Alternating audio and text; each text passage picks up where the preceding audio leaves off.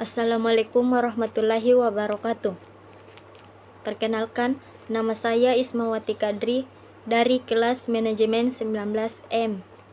Baik, di sini saya akan memaparkan materi tentang pengertian manajemen koperasi dan UKM. Pengertian koperasi.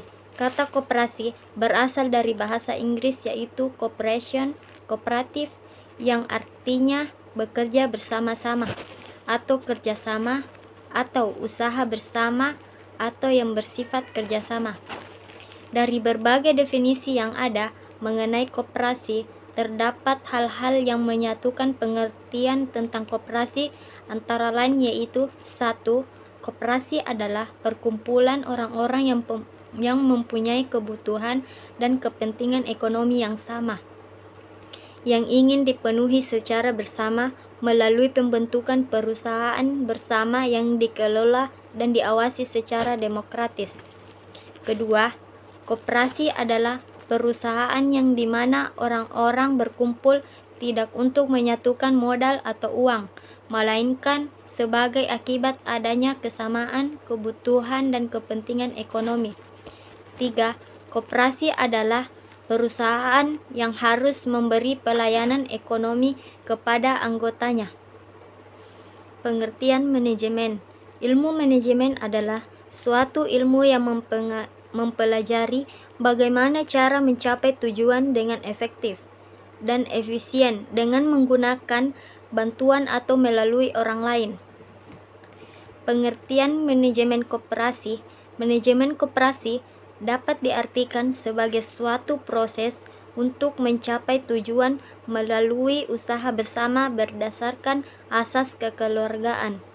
Dengan kata lain, bahwa sukses tidaknya suatu organisasi koperasi tergantung dari komitmen para seluruh anggotanya untuk mencapai tujuan koperasi. Perlu diperhatikan adanya sistem manajemen yang baik agar tujuannya berhasil, yaitu dengan menerapkan fungsi-fungsi manajemen.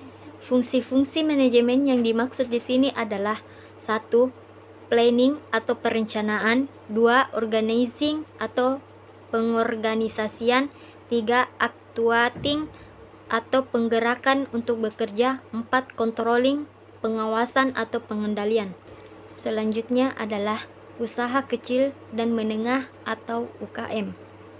Usaha kecil dan menengah disingkat dengan UKM adalah sebuah istilah yang mengacu ke jenis usaha kecil yang memiliki kekayaan bersih paling banyak 200 juta, tidak termasuk tanah dan bangunan tempat usaha, dan usaha yang berdiri sendiri. Kriteria UKM. Kriteria usaha kecil menurut Undang-Undang Nomor 9 Tahun 1995 adalah memiliki kekayaan bersih paling banyak 200 juta, tidak termasuk tanah dan bangunan tempat usaha. Memiliki hasil penjualan tahunan paling banyak adalah 1 miliar rupiah. Milik warga negara Indonesia. Berdiri sendiri, bukan merupakan anak perusahaan atau cabang perusahaan yang tidak dimiliki, dikuasai, atau berafiliasi baik langsung maupun tidak langsung dengan usaha menengah atau usaha besar berbentuk usaha orang perorangan. Badan usaha yang tidak berbadan hukum atau badan usaha yang berbadan hukum termasuk koperasi. Baik, itulah tadi hasil materi yang dapat saya paparkan. Kurang lebihnya mohon dimaafkan.